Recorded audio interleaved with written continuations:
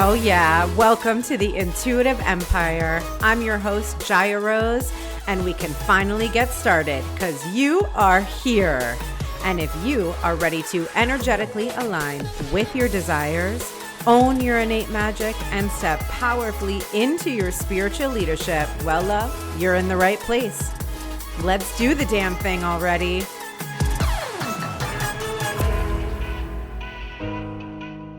Hey, welcome back to the Intuitive Empire podcast, the place to step into your spiritual leadership.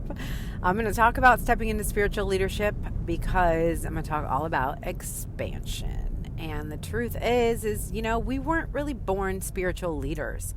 Were we born with the soul to do it? Heck, yes. Were we born with the mission? I believe so. But we weren't born with the capacity to hold the success and the ability to change all of the beliefs and stories that we need to change to have the success we desire. So what I'm doing is being proactive. This is what I'm going to share with you. I have some really big stuff happening in my business, like WOA. When I had the initial idea to do this was about a month ago, and it was like, felt big. You know those big scary things where you're like, okay, yes, and holy shit. It's a yes and a holy shit. It feels so big, and I know I could do it, but like it feels a little far out there. And then as I've moved closer to it, I had so much resistance that I need to work through. All of those old, like, I'm not good enough beliefs have come up, and I've just been working through. And now I'm in a place where I'm excited and I really, really feel aligned with it. And so there's so much process. I'm just down for the process, I'm down for talking about the process. So I'm going to tell you what the thing I'm doing is, and I'm going to tell you what I'm doing specifically right now to stay in energetic alignment with what I am desiring and what I am holding the space for. Okay, are you ready? This also might be a good one to jot down some notes on. I bet you're going to be feeling this because I know you listen to the Intuitive Empire because you have big dreams and you are currently expanding into the energetic capacity to hold those dreams, right? So the thing I'm doing, you may have heard me talk about, but I'm taking my business to a new level using paid advertising. And it's very exciting, and it has a lot that it requires, meaning in order to work with the company I'm working with Hirsch Marketing. They really want you to be at a certain level. Like, there has been a number of people actually who have told me, hey, I wanted to work with them too, but I'm not ready yet. And so I was like, oh, wow, this is really cool because I'm recognizing this whole new level that's in front of me that I'm ready for. And in that, I've needed to create a number of things. And, you really have to have a funnel. And I know in the spiritual online business world, a lot of people say, you don't need a funnel and you just need energy. And for me personally, I need both. I am a balanced masculine and feminine energy person. And maybe if I was just feminine and I was like only into manifesting, then I would just manifest all of my goals. But for me, what works the best is actually both the feminine energy and the intuitive empire. But the empire piece of it to me is really about strategy. Like, I love strategy. I actually like planning. And I just like to do it in a way that feels good. And that's the intuitive part. Like, the ideas and the inspiration needs to come out of alignment and intuition. And as I move forward, I want to do it well. I want to get the results I want. And I also have a really, really big mission. I feel like my purpose has become more and more clear over the past few years. And it's like every day it becomes more clear, and I receive these downloads of things that I know I'm supposed to help people with. And it's not just in this tiny niche I'm in, but it's bigger.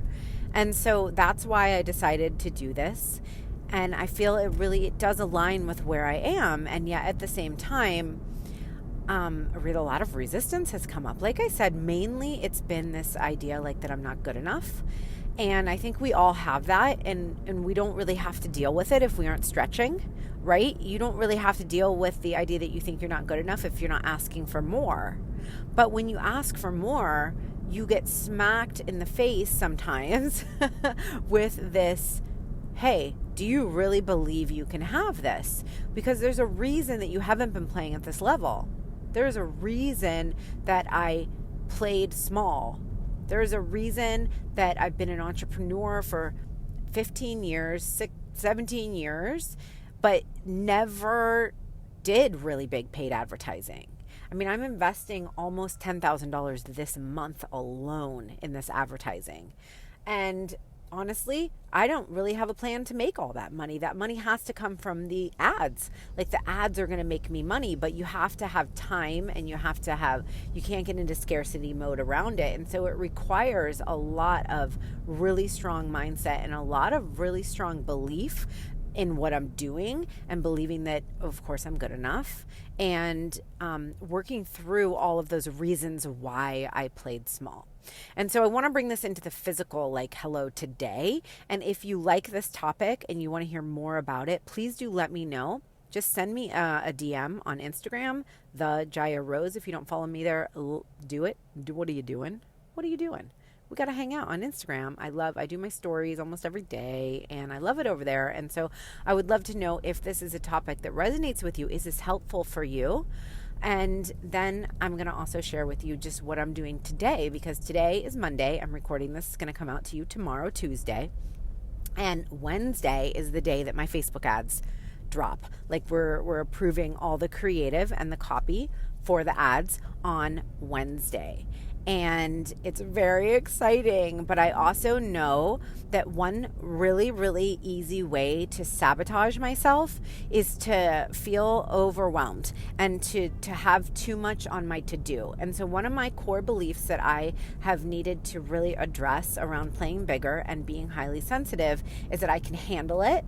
And I used to believe that I couldn't handle it, and I would see other people who had successful businesses and doing bigger things in the world, and I would say, well, that's great for them, but I could never do what they're doing. And what I realized is true is that, yeah, that's right. I couldn't do what they're doing, nor would I choose to do what they're doing, and I need to do it my way. And so in doing it my way, I've really realized that like what my triggers are. And when I trigger myself with feeling overwhelmed, then that reinforces the old belief that I can't do it, and then it's going to be too much for me. It's going to be too much for me. And I think a lot of highly sensitives run into this. Either I'm too much or it's too much, right? Because this is our defense mechanism trying to keep us safe from feeling overwhelmed and really burning our nervous system out. It's a real thing. And so this is very, very important. And if you're resonating with this, I want you to really consider this right now. That the idea that you have to do does not serve you as a highly sensitive. And it's actually so much more powerful to leverage the laws of the universe and to co-create the success. Of course, you need to do the things that you need to do. There is always action that needs to be taken. But at this point, I've done almost all of what I need to do to get this up and going. I have the course, I have the sales page, I have the big signature program that I'm inviting people into. I have all the photo shoots done. I have gotten, as of this morning, I got all of everything that I need to get to my people on the ads team, all of the information they need. And so this is where the sabotage potentially could come in, where it's like, it's so easy to go, what else do I have to do? What else do I have to do? And let me just stay in busy mode so that I don't have to face whatever might come up around the expansion. And this is one of, the things that I teach my students. It's really to be proactive. Like, I started this by telling you I'm being proactive, because I know that the other way doesn't work, and that feeling of overwhelm is just bullshit, and I'm not available for it, and I'm not available for the story that I can't handle it, because I've created it in a way that I can handle it, and I'm creating my reality. And in that, one of the things that I know and the core principles that I come back to is always sacred self-care. This is the first phase of my 7-phase embody method, and it might seem simple, and it is simple, but it ain't easy, honey, because we will sabotage. So anytime we're not doing the self-care and we're not taking care of our bodies, which are the vehicles for our purpose, in a way that supports that mission, then that's a really great way to know that you're in resistance and sabotage. And so some people live in a constant state of sabotage, and some people go in and out of it. So one of the things that I'm so committed to is showing up and like actually walking the talk, like I'm walking the talk that I teach. And what I decided to do today is so I didn't have anything on my schedule. Now let me get into the nitty gritty. Okay. Are you ready for this?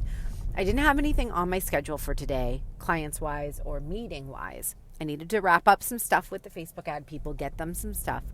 But I also knew that my energy is the most important thing for me right now. And one of the things that I teach in my sacred self-care module in Embody is around determining what your highest power self-care acts are. So what actually gets you the biggest results with your self-care? And I know what they are. For me, it's yoga and it's Kundalini, it's healthy eating, and it's positive self-talk. Now, I have more things that I do, but I know that at the core, when I focus on those things and I do them as practices, I can do this. I can do this. So this is what I focus on. And I don't tell myself the story that means I'm not doing something productive. I tell myself a story that I'm doing the absolute most productive thing I possibly can do. Because when I do these things, I am in energetic alignment and I am a vibrational match for what I am desiring. And I am out of my own motherfucking way. I am out of my own way and I'm allowing the co-creation process to happen. And so today, it's so easy, squirrel brain. Can you relate to that? Oh my goodness, squirrel brain happens. And I genuinely could think of 5,000 things that I could do. I literally got a download yesterday for my first book. I have been thinking that I have a book to write for a number of years, and I've never known what it was. I've just not given it any thought because I was like, I'm not going to try and figure it out. It came through. Oh my God, I'm going to cry. It came through yesterday. And so I think that that's actually such a great way to sabotage myself and say, oh, well, now this really cool idea just came through. Let me focus on that. But actually, oh my gosh, I'm so proud of myself for them. As I'm telling you this. This is amazing because I think literally last week I would have taken the shiny object and done the squirrel brain and gone after this other thing. But I realized that I made a commitment to staying in the vibration of what I'm desiring, and getting onto a new project is not that vibration. It's a different one. I'm going to launch a whole new desire into the universe when I really need to be holding the plank for what I am currently already have set into motion, right? So instead of doing that, I did dive in a little bit and just got juicy around it, but it reinforced the juicy that I feel around my whole mission. And so you can leverage these things, but at the core of it, it is the commitment to staying in energetic alignment to the expansion you are currently in. And so this is my squirrel brain, right? This is what I'm saying, that I could have so easily gone into this, but instead of that, what I did is I took a walk. So I was like, I actually want to hash out some of these steps for what I believe is going to be my book. And I went on a walk. So I knew that if I went on a walk, I would get that energy moving and I would feel that alignment. And so I multitasked. And I was like, I'm going to allow myself to go into this creative process, but I'm going to do something physical with my body that's going to feel good. I also did yoga this morning. I did just a 15-minute yoga routine, and I did a 10-minute Kundalini routine. Now, this doesn't sound like a lot, but just that alone, it was an hour worth of physical, energetic movement. And now I feel good, and I was able to stay grounded in what I'm doing, and I got everything I needed to get done. And now here comes a really interesting part. What do you do when you have everything done and you have your practices done? Because still that's doing, right? And I am so good at that. But I'm sharing this with you right now because I think it's helpful for you, but I also am committing to myself as I say it that I'm going to just chill. And I went to an Esther Hicks workshop this weekend. And if we're not friends on Facebook or you don't follow me on Facebook, follow me there, because I posted that I'm going to be doing a live training on what I got. So it's the top 10 lessons I got from the Esther Hicks, Abraham Hicks, I guess is what it is, workshop. And that's just so amazing. But one of the things I really got from it, oh my goodness, this is one of the best things. So I'm going to talk about this in my video too, but I'm going to give it to you right now, okay? And it is that the most productive thing you can do is to daydream. The most productive thing you can do is to daydream. Now, of course, that doesn't mean just like random here and there daydream about some just crazy thing. No, it's like daydream. That means vision. That means, and what I teach is your I've made it moment vision. And I teach that in my program, but it's about any vision that you have for yourself. Like, what is the vision of your desires? And it has really helped me stay grounded in this. So not doing anything doesn't have to actually be not doing anything, right? It's not just nothing. And I mean, nothing is great because then you're connected to source and you're being a clear channel. So that's not nothing either. I mean, nothing is nothing. Okay. So this is really, really powerful. And I'm going to share more about it with you on that training. If you aren't friends with me, that's okay. I'm probably going to turn it into a podcast for you as well, but it will be a couple weeks out. And I think you'll really love it. If you don't follow Abraham Hicks, check her out on YouTube. She has tons of stuff on YouTube. You probably already do. She's really, really well known in the law of attraction space. And really, that's what I'm talking about here, right? Like, the intricacies of being highly sensitive, of expanding into spiritual leadership, of holding the vibration of what you desire. It really is all about leveraging the laws of the universe and about being in co-creation with something that's bigger than you. But I like to break it down into the action steps, but how do you actually do that?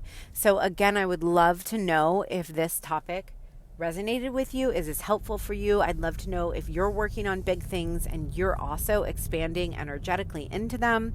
Okay, so please, take a screenshot, throw me in your stories, send me a DM, let me know, and I will create more content and do more podcasts around this type of stuff for you. This is the type of stuff I think about every single day.